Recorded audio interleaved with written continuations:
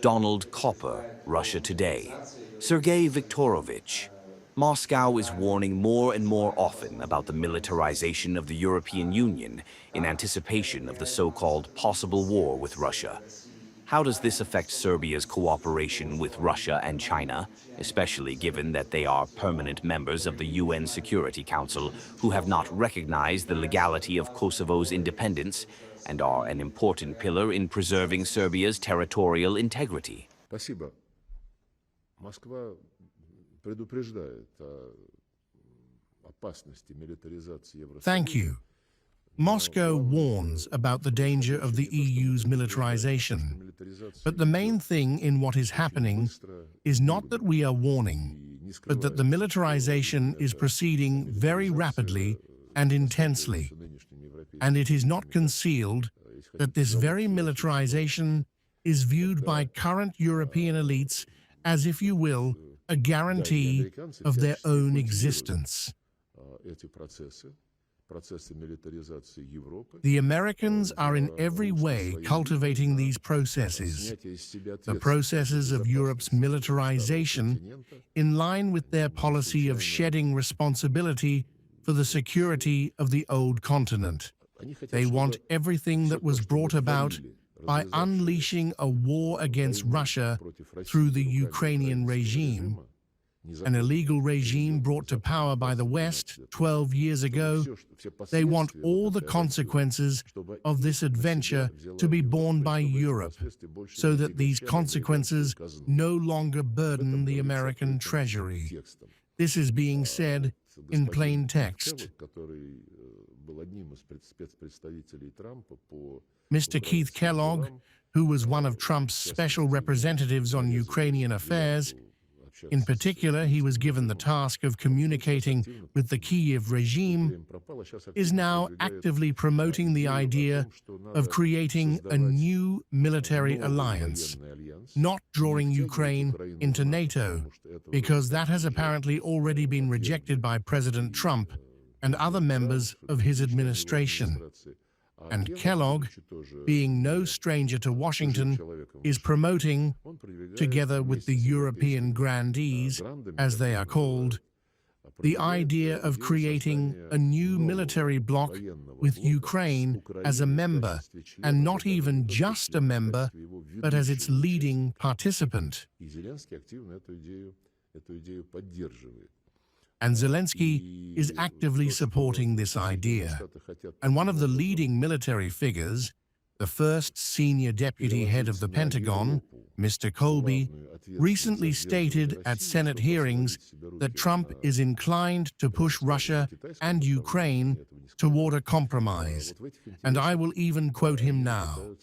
He views achieving peace on terms fair to Kyiv as the most important element of a system of long-term deterrence of Russia. That is essentially everything one needs to know about how the negotiation process, initiated at the initiative of Donald Trump and President Putin, a process we welcomed and continue to express readiness to continue, is going, although we also experienced, and we saw this half a year ago, even more than half a year ago, in August 2025 in Alaska, that we accepted proposals which, as we were convinced, were put forward by the United States with an open heart and the best of intentions. Unfortunately, since then, these agreements, not the spirit, but the agreements and the understanding reached in Alaska, are being blocked and torpedoed by that very European ruling elite that has settled in Brussels, in Paris, in Berlin, and who are being actively echoed from London, and who even try to conduct this discordant choir from London, and who openly want to preserve the Russophobic charge of the entire European continent, including NATO the European Union, and now a new bloc is being conceived with Ukraine as its main participant. Zelensky says directly that Ukraine will protect Europe from Russia, and all of this against the backdrop of talk that after the cessation of hostilities, security guarantees must certainly be provided to Ukraine. The open conversation is about ensuring that the Zelensky regime, a Nazi regime, a Russophobic, openly racist regime that has banned Russian culture, the only country in the world that has done so, that receives absolutely no advice from the West on this matter and simply bans the Russian language, bans Russian education and culture.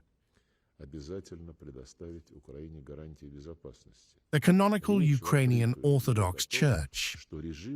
And when we tell our Western colleagues who are trying to mediate, dear friends, this is wrong. Now let us reach some agreement somewhere on where we will stop the fighting and deal with this afterward. No, this does not need to be dealt with afterward. This is not something belonging to a list of conditions or negotiating positions. It is what any normal country is obligated to do. It is written in the UN Charter. Respect for every person's rights, including with regard to language and religion. It is written in numerous human rights conventions. It is also written, incidentally, in the Constitution of Ukraine. But despite all the talk about the European prospects of the Kyiv regime, not a single Western country has ever dared to tell it. You know what, dear friend? Before we get to specific things concerning the future of the Ukrainian state, let us first bring it to a normal human condition. No one does this. No one wants to talk about it. Instead, from Europe and from Washington come statements, just agree on something on the ground, on where you will stop with Russia, and we will immediately give you a guarantee. Incidentally, the deployment of stabilization forces is also mentioned. Macron is obsessed with this idea. Starmer also makes some agreeable noises about it, and the Americans say, Rubio said not long ago, well, apparently the French and the British want to deploy some kind of stabilization contingent. It is clear that without the technologies possessed by the United States, they will not manage this. We will see. If there is peace, we will be ready to support them. That is, there is no talk at all about turning the Ukrainian regime into something normal, through elections, through imposing some requirements from the so-called democratic world. None whatsoever. I have wandered rather far from Kosovo, but not by chance. In Kosovo, the West demonstrated that the law does not apply to it, or rather, that the part of the law that suits it today applies to it. And what suited it then was the provision of the UN Charter concerning the equality of nations and every nation's right to self-determination. At the same time, the usual method for exercising such a right, namely holding a referendum or otherwise polling the population, the West had no intention whatsoever of organizing, and they proclaimed that Kosovo is an independent state. Never mind that a number of EU and NATO members have not recognized this conclusion. It is now being entrenched and promoted, and by all means fair and foul, they are trying to push Kosovo into the UN, into the Council of Europe, and into other organizations created for states, for sovereign states. And when the West needed to try to dismember the Russian Federation, to drive a wedge between us and the Ukrainian people, then all attempts to restore Russian lands, to restore to the Russian state the belonging of lands which that state had itself founded and on which had always lived a people forming part of the Russian state. When there was a need to try to put spokes in the wheels here, they said, there is no right to self-determination. There is an obligation to respect sovereignty. You know, once again, I am going far from Kosovo, but I will return. Quite recently, or rather, after the state coup in Kyiv, organized by the West 12 years ago, when Crimea rose up and left, when Novorossiya also refused to accept this regime, then came the great lie of the Minsk agreements, whose implementation was guaranteed by the Security Council. Had the implementation taken place, the conflict would of course have been exhausted long ago. We would not now be observing what is happening. Russia was ready to accept the Minsk agreements. It supported them, was their co-author, and was prepared to stop there if everyone else had also behaved honorably. And all this time, the UN Secretary-General and his spokesperson speaking about Ukraine stated that it was necessary to observe the UN Charter and the territorial integrity of Ukraine. To our questions about the right to self-determination, they dodged. And then suddenly, Donald Trump mentioned Greenland, and unexpectedly, the official spokesperson of Mr. Guterres, a Frenchman, declared, "We believe that the problem of Greenland should be resolved on the basis of the UN Charter, respecting both sovereignty and the right of a nation to self-determination."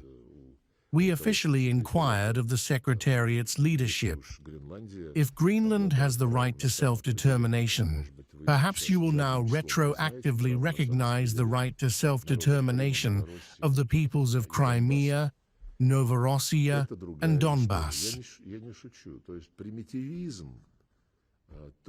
That is a different story. I am not joking.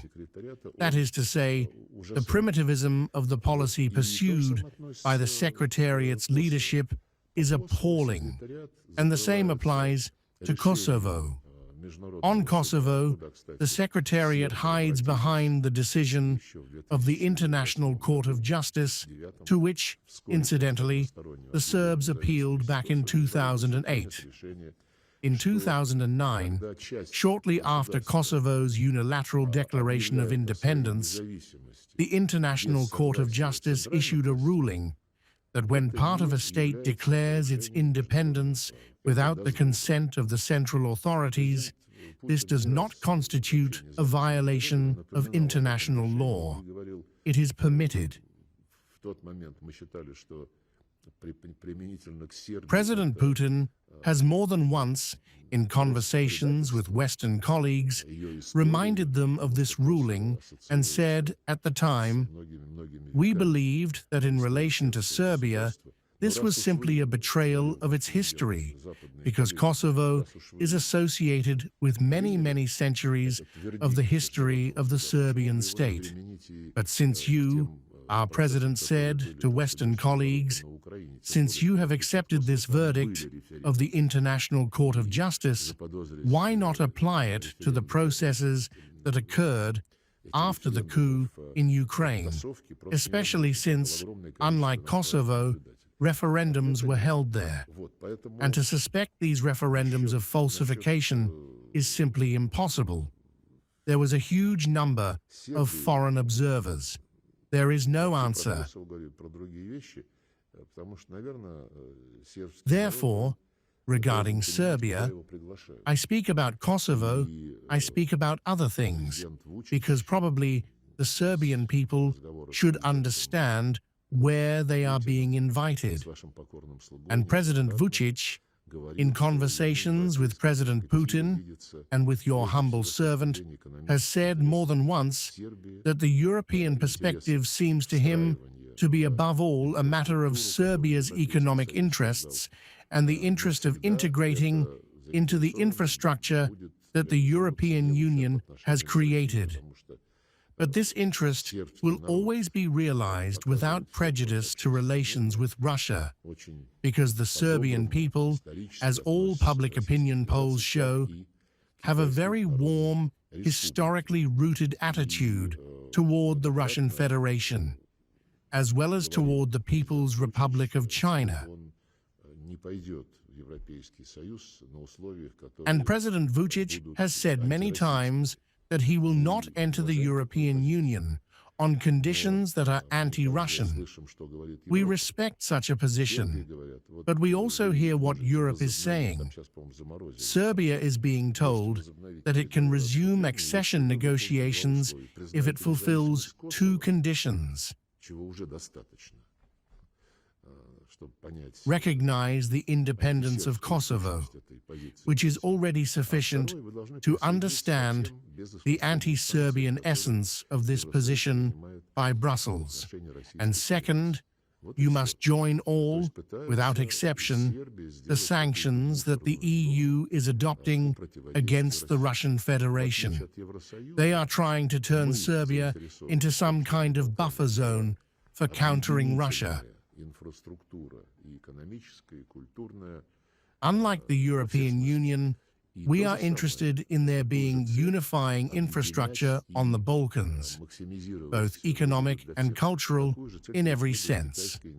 The same goal is pursued by the Chinese Belt and Road Initiative, which is also very popular in the Balkans and is being actively promoted. Therefore, of course, we stand for the Serbian people, as does the People's Republic of China, and I have no doubt that we will respect the choice of the Serbian people themselves. They must be asked what future they envision for themselves, and President Vučić understands this perfectly well. He feels the mood of his citizens as a major and experienced politician. Своих граждан как крупный и опытный политик.